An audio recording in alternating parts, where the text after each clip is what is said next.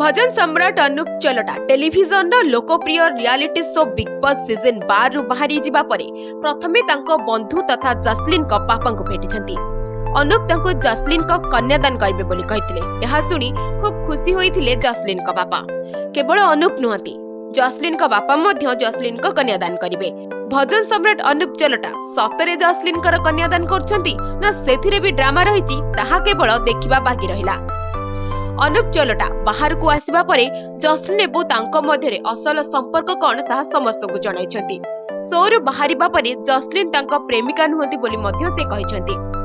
जसलीन को सह निज संपर्क विषय कहबाकू जाई से कहिथिले जे लोकमाने आम दुहिंको मध्यरे थिबा संपर्क को केबे मध्य बुझी परिबे नाही। सेमानक मध्यरे कौनसी प्रकार प्रेम कहानी नथिबा कहिछंती अनूप। अनूप एहा मध्य कहिछंती जे दुहे केवल म्यूजिकल रिलेशनशिप शेयर करिछु। जसलीन केवल मो शिष्या एवं मु तांकर गुरु। आम भितरे प्रेमिक प्रेमिका भली कौनसी संपर्क नहीं।